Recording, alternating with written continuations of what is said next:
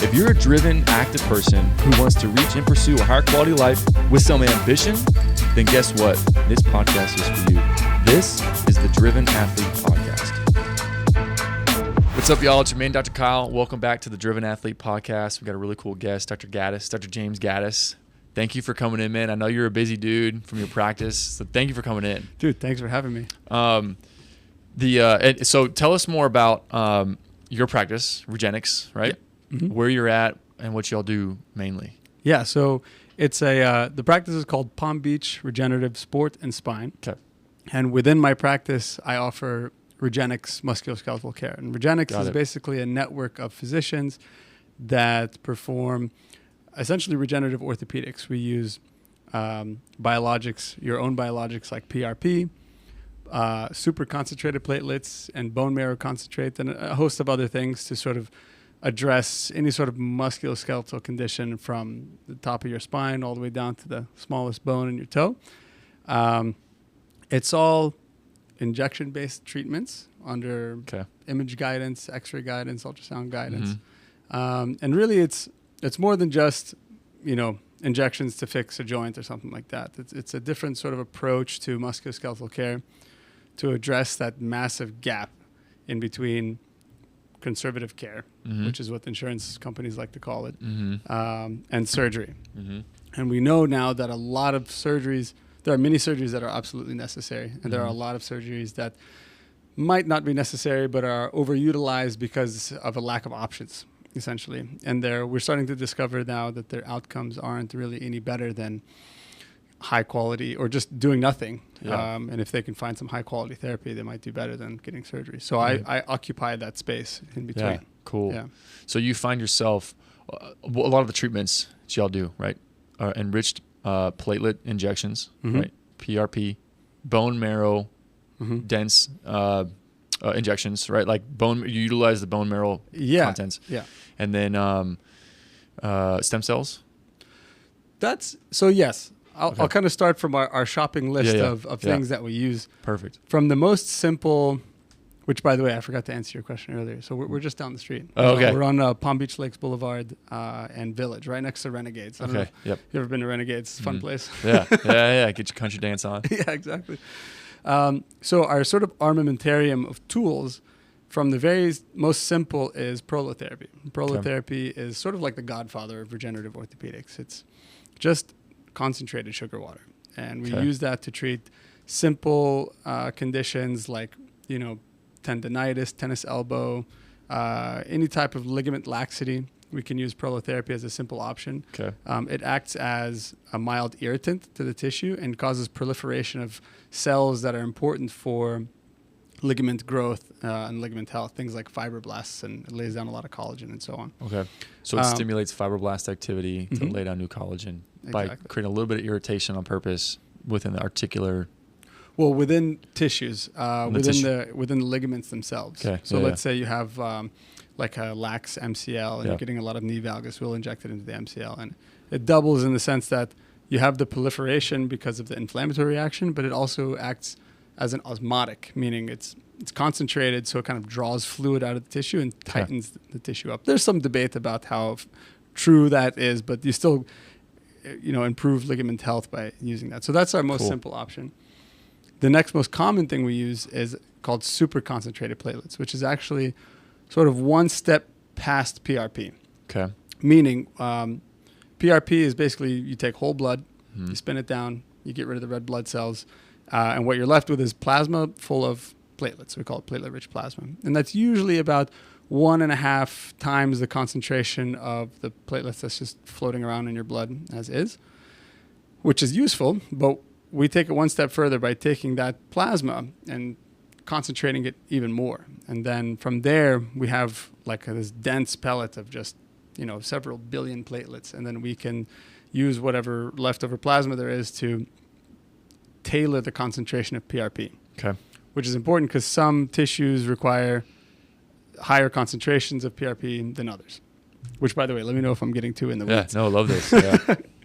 Yeah. So we're able to concentrate the SCP, super concentrated platelets, to different concentrations depending on what I'm treating. Meaning, ligaments and tendons, I can usually 5 to 7x concentrated is good. But if we're treating, let's say, a herniated disc in the lumbar spine, you need 20x. And, that requires a lot of blood to get to that 20x concentration, but it matters. So that's SCP. And then we typically use those for mild to moderate conditions and most spinal conditions. Okay.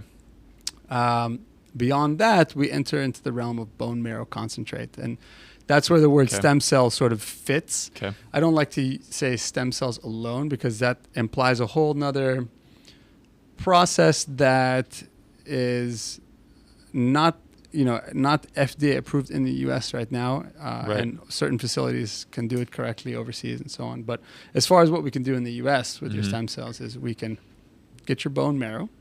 Very similar to what they do in the hospital for, cancer patients and so on. They aspirate bone marrow from the pelvis, from the big iliac crest on the side there.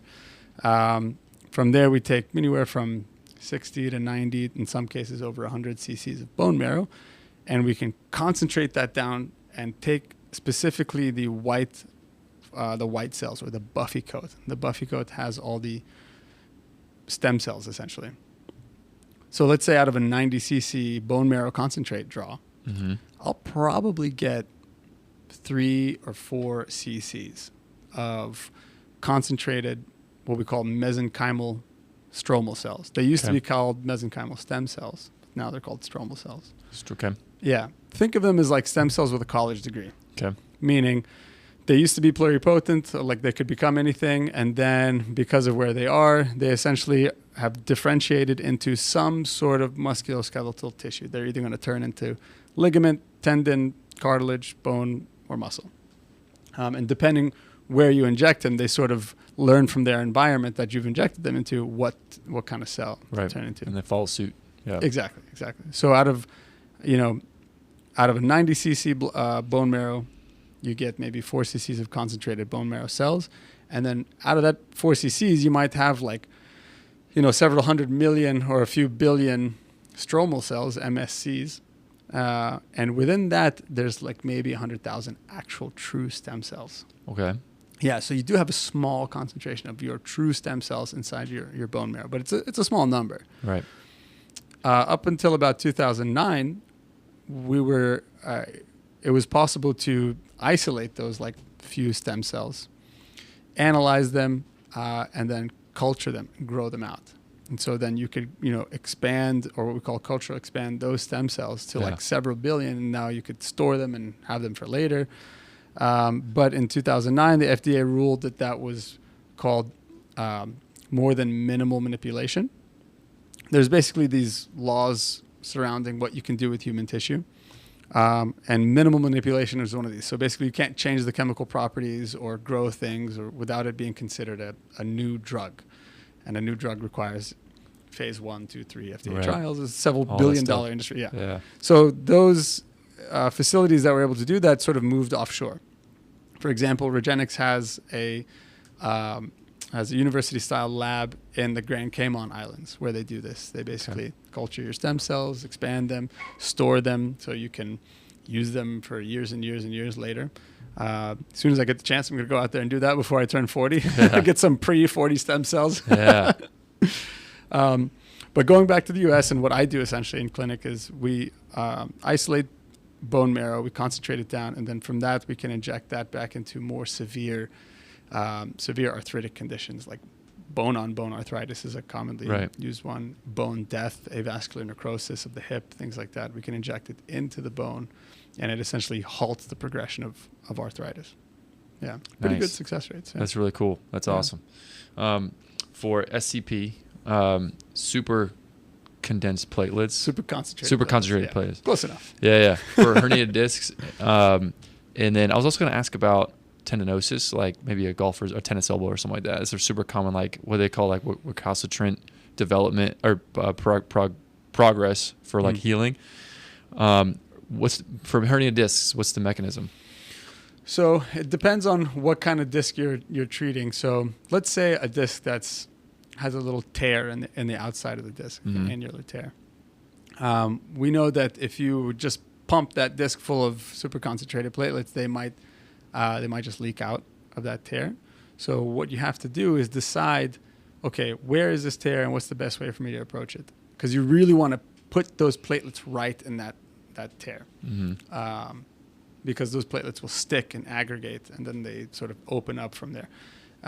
So let's say you have a disc tear that's sort of out laterally on the side.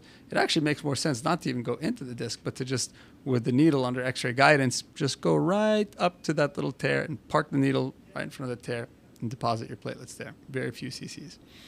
If you're dealing with a disc that's a little bit more degenerated or is, bulging, then it makes more sense to sort of go into the disc itself. And from there, you have to sort of decide first, is this the disc that's bothering the person? Because usually there's more than one disc. Yeah. So you do what's called a discogram. So we basically guide the needle in there. The patient is awake. And we inject a small volume of a combination of antibiotics and contrast. Contrast agent basically shows up dark on an x-ray so we can see it. And we try and provoke that disc. We fill it up a little bit. And then we ask the patient, does that reproduce the same pain that you have? And a lot of times they'll say, no, that's something different. And so you sort of have to look, and maybe it's not the disc that you expected. Maybe it's a different one. So interesting. Course correct. Once you sort of reproduce that pain, then that's when we inject about, 3 to 4 cc's, depending on the disc, of that highly concentrated PRP. And it has your white blood cells in it. So we call it leukocyte-rich PRP. Gotcha. And that's more of a protective factor because the discs are, they're prone to getting infected. There's oftentimes they're colonized with a certain type of bacteria. And so you want to have your white blood cells in there to sort of, manage that party. Right. Yeah, totally. So again, it really depends on the disc. If you're dealing with an annular tear, which is usually the most painful, you want to get as close to that tear as possible. There is a device by the late, great Dr. Greg Lutz, who recently passed away. It's like a catheter that basically kind of curves around. So you enter the disc and then you introduce this catheter. It curves around and you can direct it right to that little tear. And you just deposit your platelets right there. Interesting. Which is amazing. It's an amazing device. Or you just fill up the disc itself. Yeah. Interesting. And then the platelets will be in there. They'll aggregate, proliferate, and then help scar down and heal up the tear. Essentially. Yeah. That's the goal. So there's a lot of studies that show that the more that degenerated the disc is, the more likely those platelets are just going to immediately leak out.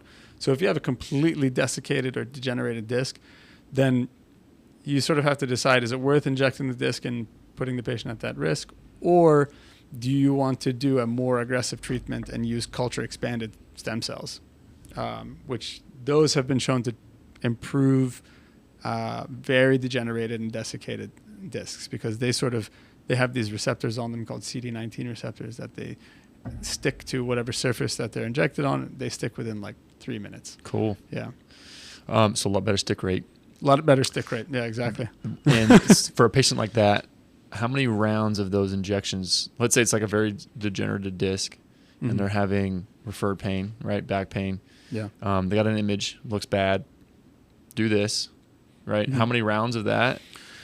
So, and then re-image like in 6 months and they'd see an improvement, or 8 months. Oftentimes we will let re-imaging, let the patient decide if they want re-imaging or not, because we don't typically, it's definitely nice to have somebody come back with a post-injection MRI and it looks beautiful, regenerated. See, everybody look. Exactly. But more often than not, the disc will look exactly the same on the MRI. You might have some, slight resolution of some tears and whatnot, which we can see. We actually published a study on this out in Colorado where we did pre and post MRI studies of intradiscal injections of annular tears.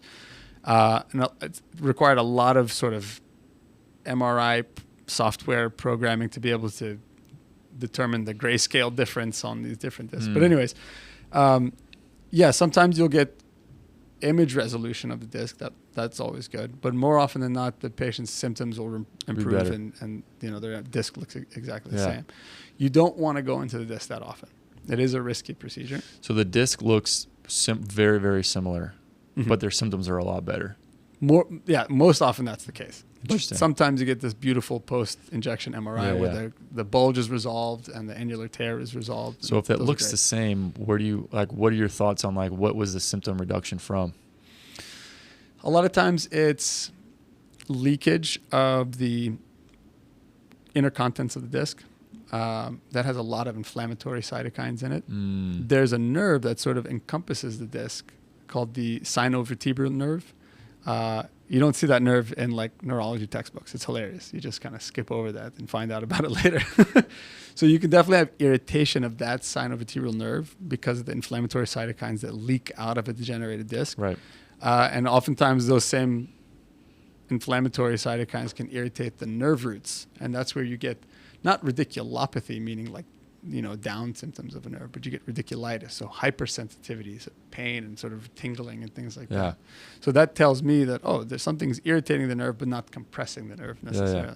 Gotcha. So by injecting platelets, you're hopefully stopping that leakage and reducing that inflammatory reaction to the nerves. Right, totally. Yeah. And then with tendinosis, right, degenerative tendon progressions, do you do a lot with that too? Yeah, that's like our bread and butter. Yeah. Golfer's elbow, tennis elbow, a lot Achilles. Of ankle stuff, a lot of Achilles. And Achilles, you can do some pretty cool stuff.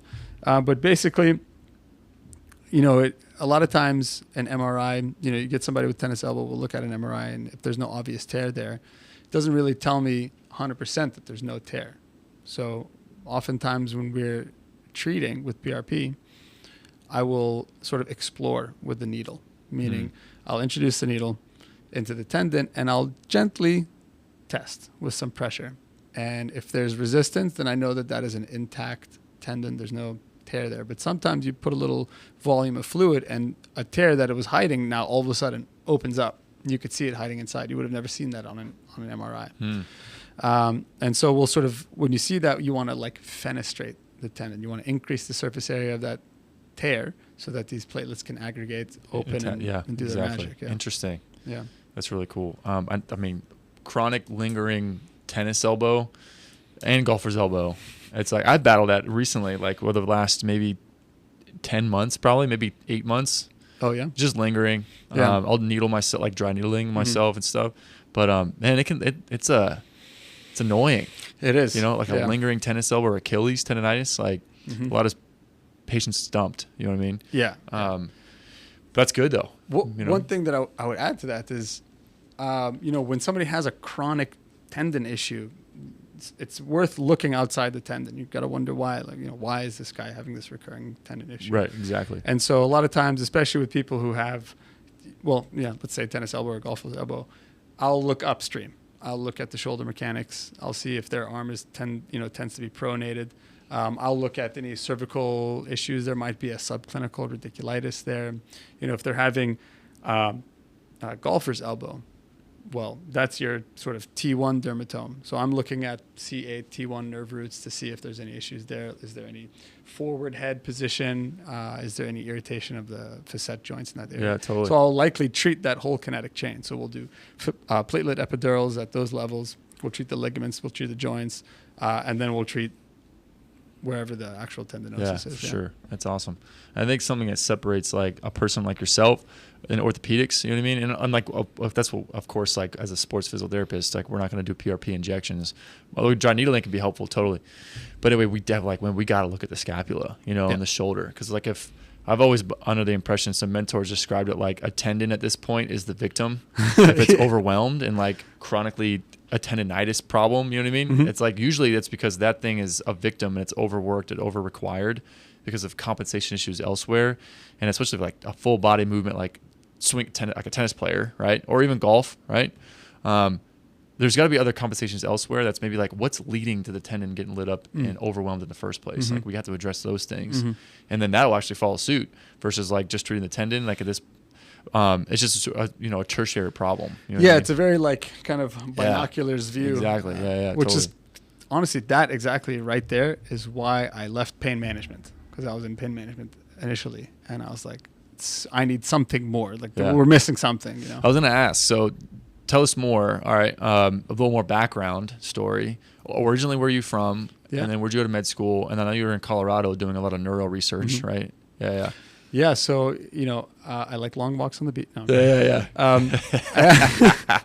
Yeah. My folks are actually from Egypt, first generation American. So I grew up in like the woods in Georgia. Okay. Where in Georgia? Marietta, like outside of Atlanta. Okay. Yeah. Because we took as a family Thanksgiving trips up in northern Georgia. Oh, nice. Like Blue Ridge Mountains area. Yeah. Yeah. So we passed through Atlanta and go to like Helen or we went to Dahlonega. Dahlonega, yeah. They got one of the roller coasters at Six Flags up there is called the Dahlonega Mine Train. Oh, really? That's cool. Yeah. I would advise no one to go on it. It's so rough, like you're gonna leave with neck problems. Yeah. Hey, take my card on the way out. I need some PRP injections. Well, that's cool. No, we love it up there, man. We want it's beautiful. Yeah, beautiful forest. Grew up there, moved down to Fort Lauderdale in like 2003, and then I went to high school, Pompano Beach High School. And it's actually there where I had a AP biology teacher she was the one who sort of got me on the medicine track. Cool. So she was a biology teacher. What was her name? Dr. Singh Kornrat. Okay. If she's out there, shout out. Yeah, exactly. You are the reason. Singh Kornrat, yeah. She was great. And, that's cool. I didn't know this at the time, but her husband was a DO. Okay. And I didn't know what a DO was. I was like 15. And she would show us all these cool techniques and these philosophies and all this stuff. And I was just so intrigued that from that point, I sort of decided, okay, I'm going to do this whole like medicine thing. And, it was a long and crazy road with college and all that stuff. So graduated high school, went to the University of Florida, go Gators, and got accepted into Lake Erie College of Osteopathic Medicine. And before I did that, I actually worked for a year down in Miami doing research at a neurology clinic. We were researching Botox injections for upper and lower limb spasticity for TBI and post-stroke patients. It was like 11 simultaneous clinical trials. It was crazy. Wow. Yeah. But I learned a lot, and I saw that, and I was like, okay, neurology sort of is on my radar. Went to med school, did the whole first, second year, step 1, step 2, just madness. It's insane. Yeah. And then in that process, I sort of decided I was actually really half and half between PM&R, doing physical medicine rehab, and neurology. And I just I was very undecided. And if you asked me to do it again, I would still like have a hard time deciding which one. But I ended up going to neurology because I really enjoyed neuroanatomy. So I matched into a neurology residency. I went to University of South Florida in Tampa. And there, it was bread and butter neurology, stroke, epilepsy, dementia, movement disorders, Parkinson's, things like that. I was fortunate enough to go to a program that was very musculoskeletal focused, and we had a pain management program in the neurology department. Cool. There's only one of 2 in the country that do that. Yeah, really cool. So went on to do pain management. So I graduated that residency, did a pain management fellowship, worked in pain management for about a year, like in private practice, and quickly realized, I was like, I don't know if I, feel good about, doing this for 40 more years or however many more years I would work, because right. it was very dictated by insurance. You were either strictly doing med management, and we all know what's, all the stuff surrounding med management, pain management, or you're doing just a lot of corticosteroid injections, and we all know that steroids are highly toxic to not only the tissue that you're injecting, but like everything else in your body. Or you're kind of being pushed to these really higher level procedures like spinal cord stimulators and these like minimally invasive fusion devices that kind of hedge on pseudo surgery. And I just thought, let me see if I can find something different. Yeah. And that's when I reached out to Regenerative out in Colorado. I'd actually been following them for like several years. And decided, now's my chance. So I reached out to them, inquired, like, how do I learn this stuff, blah, blah, blah. And they were like, well, we have a fellowship out here. And I said, get out of here. Sweet, yeah. So, I decided I wasn't married, I don't have kids. I could afford to live in Colorado Time for to a do year. it. Yeah, let's go. So just pick up and go. Signed up, they offered me the position, which I discovered later was like, not that easy to get. And I had no clue, which was kind of nice. Cool. Went to Colorado for a year, and I learned everything about regenerative orthopedics, and I learned all these, like just the amount of procedural skill that came in with that fellowship was absolutely incredible. I felt like I learned more in that year than I did for like the previous 4 years. It was crazy. Cool. Yeah. Highly recommend if anybody, physicians out there, fellows, residents that are interested in pain management, sports medicine, musculoskeletal care, check them out. Centeno Schultz Clinic. They have a fellowship. They 1 to 2 fellows a year. Very worth it. Very worth it. Yeah. That's awesome. Real quick, corticosteroid injections, super common, handed out like candy. Yeah. What are your thoughts? So in that year that I worked pain management, which was only like 9 months, I counted it, rough estimate. I think I injected somewhere on the order of like 500 grams of corticosteroids into patients. It's a lot of steroids. Yeah. And so, basically with every steroid injection, it, doubles your risk of getting avascular necrosis. It increases your risk of osteoporosis. We all know it messes up your metabolism, blood sugar. It suppresses the hormone axis or your pituitary axis, ruins your sleep. The list goes on. I mean, it's a miracle drug. We used to use very, very high doses of steroids in neurology for people who had multiple sclerosis and NMO and all these devastating neurologic diseases. But outside of that, it's overkill. Routinely we would inject, 4 or 10 milligrams of dexamethasone into a patient. And to give you some perspective, we naturally produce these chemicals. We naturally produce corticosteroids. But if our body's natural amount of steroids was about the height of, let's say, a matchbook, the amount of steroids that we give in your typical just knee injection is the height of the Empire State Building. It's a massive difference. Yeah. And so as you can imagine, I had no idea. Yeah, it's a huge difference. It's about 6 million times the dose. Oh my gosh. A matchbook? Yeah. I thought you were going to say like the ceiling. I'd be like, what? The Empire State Building? Yeah. Holy smokes. And so basically with repeated injections, you're just completely eliminating any possibility that musculoskeletal tissue is going to ever regenerate on its own. You're just it just helps to stimulate degenerative changes in articular cartilage and then the surrounding soft tissue, musculotendinous junction. I've heard, and you tell me what your thoughts on this, you have like 1 or 2 free tokens. Yeah. And you're good, and it's fine. Not a big deal. The old idiom is like you don't want more than 3 in a year. Per year. Per year. But that's also somewhat dictated by what insurance will reimburse. They're not going to reimburse more than 20. I also imagine let's say somebody's experiencing moderate knee discomfort at the age of 42. 2 a year until they're 80. You know what I mean? Yeah, that's kind of a lot. Yeah. And think about patients that come in their mid to late 30s for a steroid injection, and now in their mind, okay, that's the fix. Yeah, got it, perfect. And so cumulatively over the years, they're going to get a lot of steroids. A lot of things happen in addition, like you were saying, all the hormonal especially too. There's been plenty of patients that I've talked with in the past, like in passing and other workshops or seminars and things. And they're like, I just, I get, at the beginning of the season, I'll get an injection. Before I leave, I'll get an injection. And it helps maintain where I'm at and manages my, knee pain, my back pain. I'm good. Yeah. Now, by all means, I'm like, I don't want to live like that. That's just me. But yeah. Now, there's definitely instances in which like a steroid injection is, somebody comes in with acute, discogenic pain. They got a bulging disc. I don't hate it. If you put platelets there, they're going to flare up like 10 times much. So sometimes steroid injections are indicated. Totally. But there's always a but. You still don't really need to use that high of a dose. For instance, in our clinic, we use, I call it low dose dexamethasone. It's about 1/millionth of the dose of your standard injection. 1 million. 1 million. 1 million. Yeah. It's 400 nanograms as opposed to milligrams. So nanograms is like 10 to the negative 6, I think. Yeah. And we use that because that's a lot closer to your physiologic level.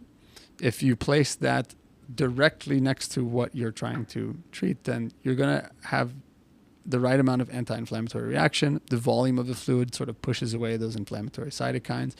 And there's a study out of England, I believe, that showed that these physiologic doses of corticosteroids actually promote tenocyte and synoviocyte proliferation. So it's like, oh, okay, well, you're getting kind of the best of both worlds. Yeah. So I would say, I assume the synovium for synovial fluid, is that what you're talking about? Yeah. So look, these are the cells that make up the joint capsule, and then they line the inside of the joint capsule, and they make synovial fluid. Yeah, got it. It's pretty. That's awesome. Yeah. Okay, sorry. Continue where we were at. We were talking about. Oh man, I forgot the train of thought. Before I brought up the corticosteroid question. Oh, what were we talking about? That you were you finished up your fellowship. Oh, this guy. Oh, yeah. Okay, yeah. Finished up your fellowship.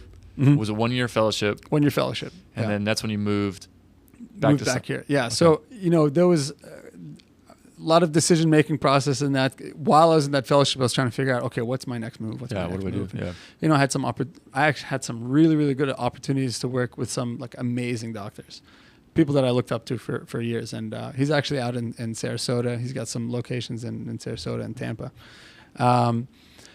But at the same time, I'd been away from South Florida since 2008. And, I was just kind of felt like I needed to get closer to my family again. At the same time, my fiance, she had the same feeling. She's like, well, it's been a long time. Let's move back to family. So my folks live down in Fort Lauderdale, and her folks live her mom lives in Jupiter. Oh, nice. And so we sort of split the difference and moved to West Palm. Yeah. And I was like, I spoke to my older brother, and I spoke to a lot of people that I really look up to about, hey, what do you think about opening up a practice and taking the leap, Totally. And you just at some point you got to just gotta close your eyes and do it. Yeah. Pull the trigger and ride a bullet. Yeah, and it's calculated. Exactly. It's been a roller coaster, man. Awesome. I mean, I moved down here in January, and opened up like 4 weeks ago. So that's 6 months of just that grueling startup process. But I learned a lot. You look back, you're like, oh wow, I really did quite a bit to get this thing open. Man, entrepreneurship. I love entrepreneurship stuff. Like, I'm a nerd when it comes to that. I mean, you're a perfect example. Totally reinvigorated my career and like just outlook on life and perspective. I'm like, this makes sense. You know? Exactly. Okay, so tell me about these books. All right, so those books are authored by a doctor named Chris Centeno, and he basically, him and his partners sort of started experimenting with orthobiologics for orthopedic problems back in like the early 2000s. Okay. And they were the first ones to do culture expanded stem cells into vertebral discs and show improvement. So they were kind of like the godfathers of this, more or less. There's definitely people that precede them. And so Dr. Centeno sort of put these books together as a manual for patients. But it does get a little bit in depth. So it's not like... For the right person to be cool and invigorating. Yeah, it's a medium read. It's not a light read. Okay. But basically, what we do is we go through our diagnostic method, which is called the SANS method. SANS stands for symmetry, articulation, neuromuscular connection, and stability. And so we evaluate all those things when we're addressing a problem. So we talk about the SANS method in there. We talk about the differences in, the types of orthobiologics that we offer, the differences in what we offer and what is commonly found out just in the industry or just wherever, PRP that you can get or stem cells that you get in Mexico and things like that. So a lot of distinction there. And then we break it down into the different books. Basically, as you can see, there's Shoulder 2.0. This is how we approach shoulder issues. Yeah, if y'all can't see, we got Shoulder 2.0, how you can avoid invasive shoulder surgery. Orthopedics 2.0, which I imagine is like a... Yeah, that's like the encompassing, How to avoid back pain, the Spine Owner's Manual. Spine Owner's Manual, yeah. And then how to avoid game-changing invasive knee surgeries to stay active as you age, the Knee Owner's Manual. The Knee Owner's Manual, yeah. We have Ankle Owner's Manual and elbow and all the fun stuff. That's great. Yeah. They're all online, I own by an the ankle. way. I own a shoulder. I got two of them. This is applicable, yeah. Cool. No, I have to read. That's really cool to read them. They're all online for free, downloadable on my website. I think a really cool thing is like, it seems like ultimately, right, our perspectives and beliefs shape our world and like what we are, the lens in which we perceive everything. But as a biased conservative therapist, you know what I mean? Yeah. It seems like medicine's going this route, less allopathic, and like if someone decides that they want the awareness of like, is there other methods besides just allopathic? Take this med, you're good for life. Take Synthroid for your hypothyroidism, you're good forever.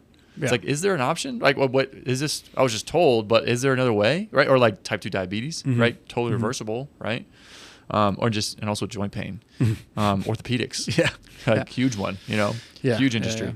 But anyway, it seems like it's going that route, which is really cool, and I love it. I think it's really interesting. Yeah, I think patients are sort of waking up to the fact that what your insurance company tells you to do is not necessarily your only option. Yeah. And there are a lot of really smart minds out there, and there are a lot of, there's a lot of data coming out supporting all this. So it's definitely worth. It's interesting. I will say this. I don't know how much time we have, but I'll say this: buyer beware, because this isn't, FDA approved. It is FDA regulated, but it's not FDA approved, which means that people can offer whatever they want.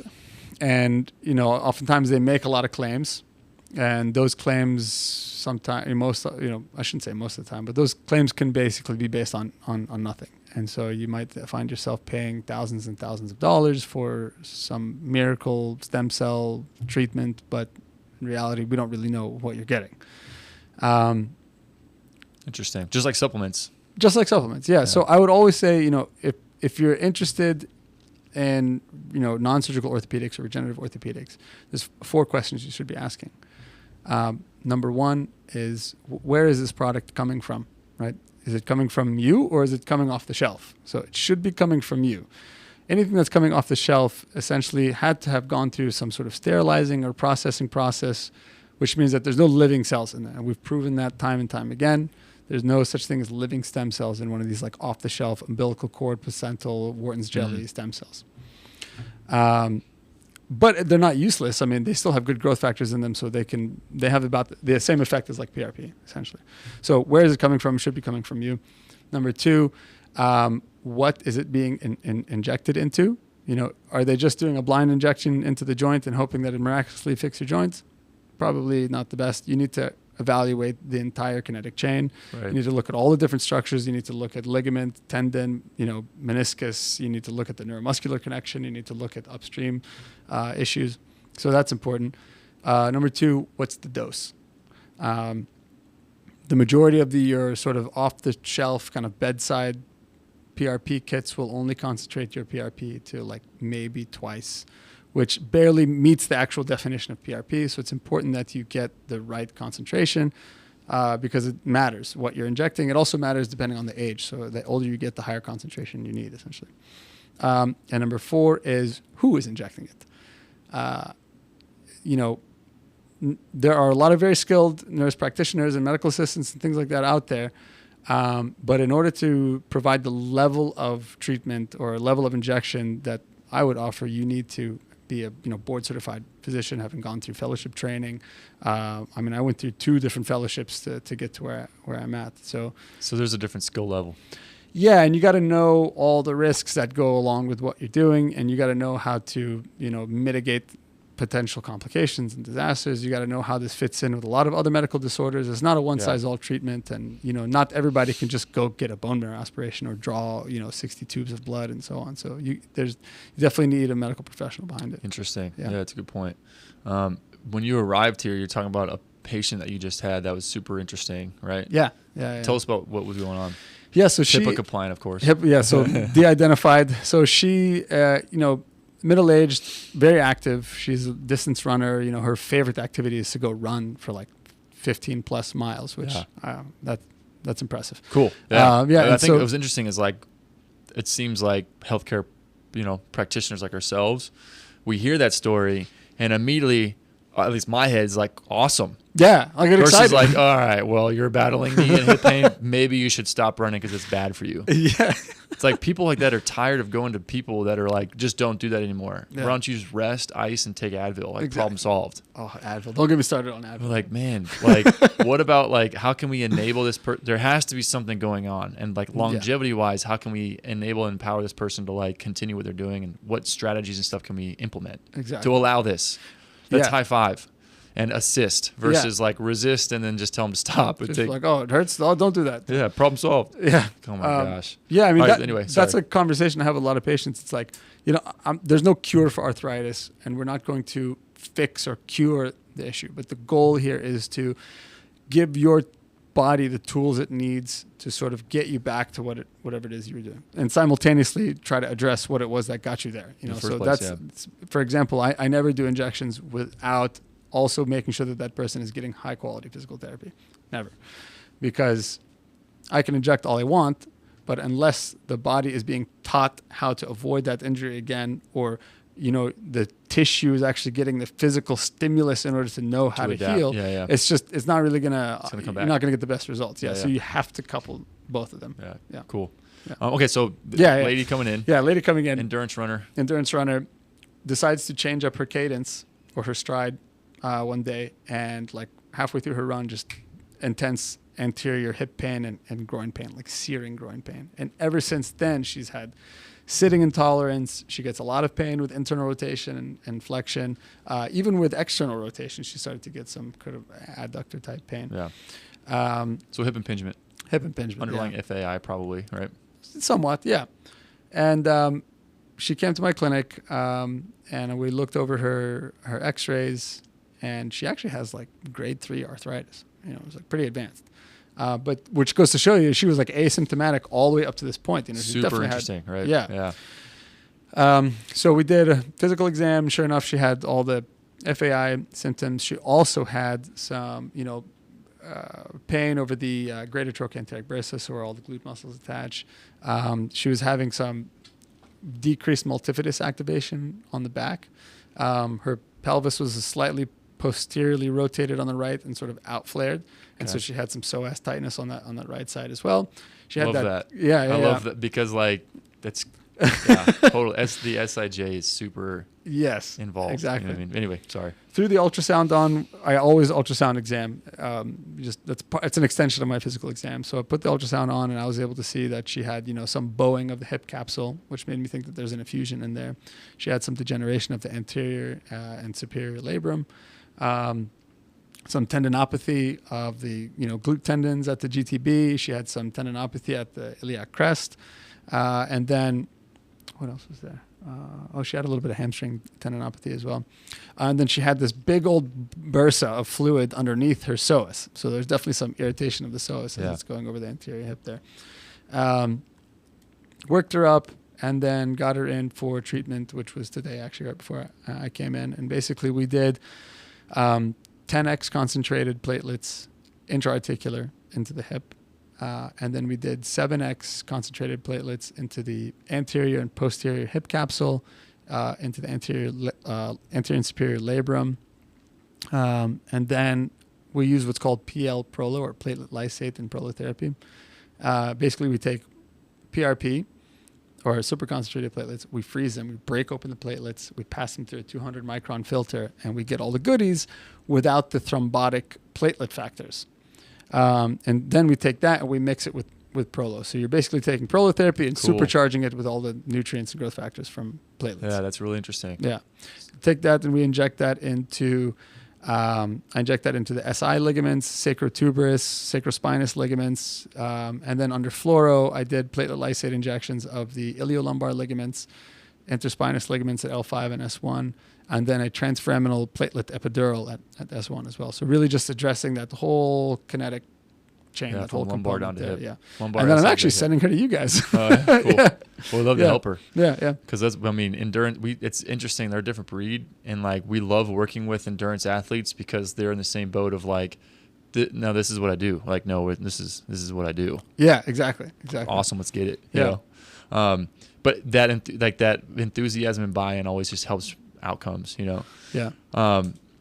Why not do the PRP injections like that all the time to avoid the thrombotic properties like you were describing? Thrombotic being like, you want to describe thrombosis like? Yeah. So basically, platelets, they like to clot. That's their main job. They basically stick and then they break open. And in some cases, like if I'm injecting into the epidural space or into the spinal column, I don't want there to be any sort of risk of clot. It's a theoretical risk, but it's a risk nonetheless. Yeah. So we basically take those platelets, concentrate them, break them open, and then filter out the goodies.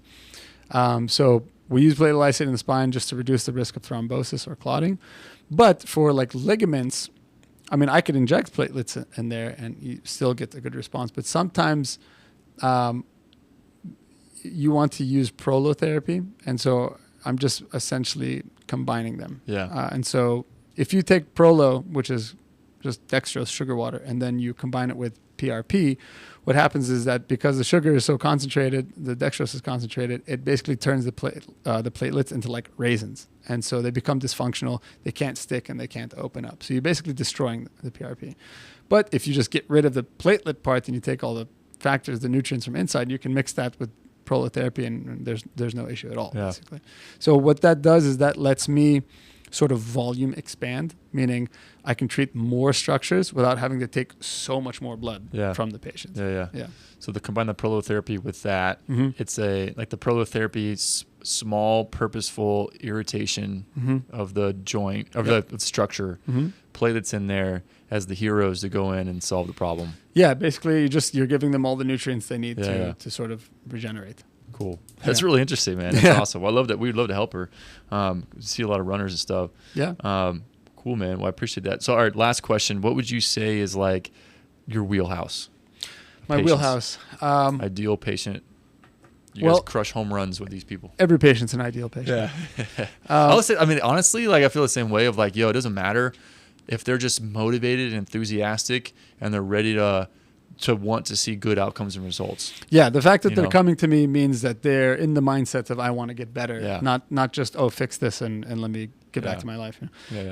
So my wheelhouse, I would say, spinal conditions, especially like cervical spine, so neck pain, headaches, shoulders, jaw pain, TMJ, things like that. I love doing that, and that's partially TMJ. Because of my neurology. I was gonna say that's it's a cool link. Yeah, right.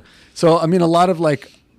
When I was in residency, I mean, it was always just migraine until proven otherwise. And now I'm discovering, there's more to it than this. Yeah. Yes, you can have migrainous features, but we need to be looking at the neck, because if there's any sort of instability, if there's forward head, if there's loss of the curve of the neck, like you're going to get neurological cervicogenic headaches. Yeah, absolutely. TMJ referral, totally. We've been seeing some more at TMJ patients, which is interesting. What do you do for TMJ patients? Mobilize internal mobs. Yeah.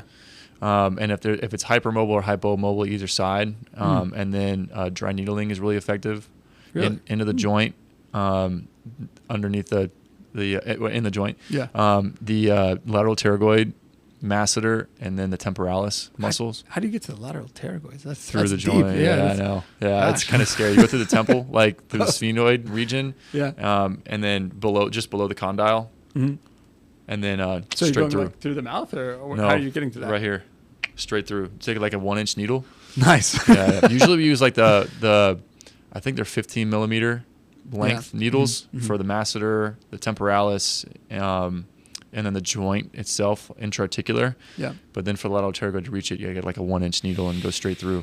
That's hardcore. Yeah. I like it. But it's interesting. Is like it really doesn't feel like people get freaked out. They're so tiny. You know what I mean? Yeah.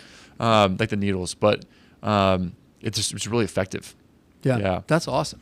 Yeah. Okay. Good and to you know. can put the stimulation on it too. Yeah. I have a very good friend who she has bad, bruxism. She grinds like crazy, and her masseters are just like rock solid. Yeah. Totally. And so I was trying to figure out, what do I do before we put Botox in there, basically. Yeah. Which actually, that reminds me, anyone who's getting like Botox for migraines, the typical protocol for migraine Botox is to, obviously inject around the head, but they also inject into the neck muscles.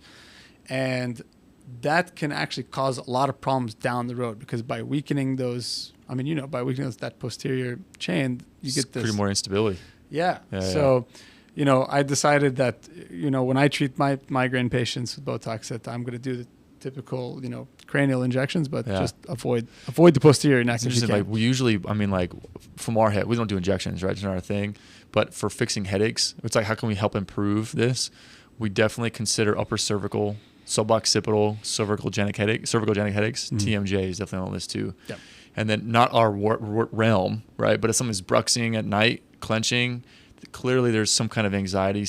We can't neglect. There's a psychological component to a pain experience. You can't separate the mind from the body, but that's also something that we can't neglect and be like, that's something I would dive into, right? Not me, but that's something I would investigate on your end. And I do have some mental health professionals that would recommend totally. Nice. But that's something that I'm like, we can't neglect that either. You know what I mean? Yeah. It's a delicate dance of a conversation.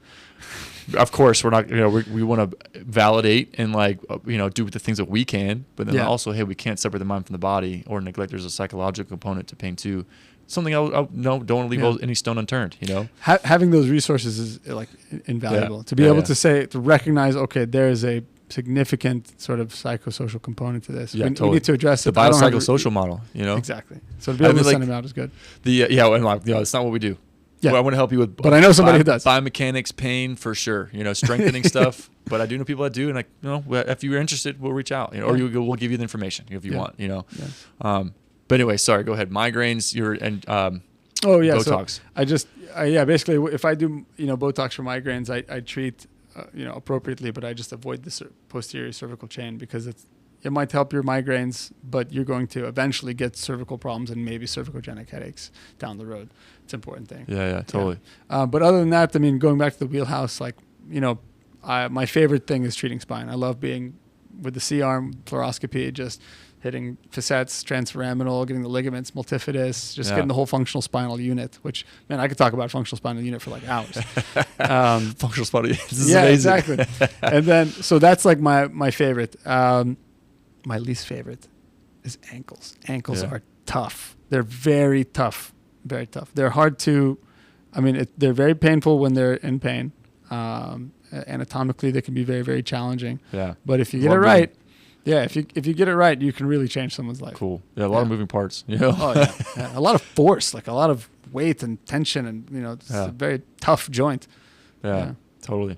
All right, man. Well, dude, thanks for coming in. We'll have to do another round. I'm down the street, man. Just let me know. Talk about all the other stuff we can nerd out on, you know, which is cool. Yeah. But thanks for coming in. If people want to reach out, what's the best way for them to reach you? Well, two ways. You can find me on Instagram, DocRegen, DocRegen. Or you can go to my website, palmbeachregen.com. Or if you are listening and you're like in Alaska or something like that, go to regenix.com, REGENEXX, and find a Regenix provider in your network. There's about 120 of us around the world. So, cool. Yeah. That's interesting. Have to chat with them too, like, you know, some kind of that's awesome. Yeah. Cool, man. Well, I appreciate you coming in. We'll get round 2 on the books soon, you know. And if y'all have any questions, we're always open to questions, opinions, comments, concerns, conflicting opinions, totally. And if you have any questions as a patient, like, definitely reach out. We'd love to chat and share some insights so we can help. The best way to reach us is team@athleterc.com or our phone number at 561-889-8725. And we'll catch y'all next time.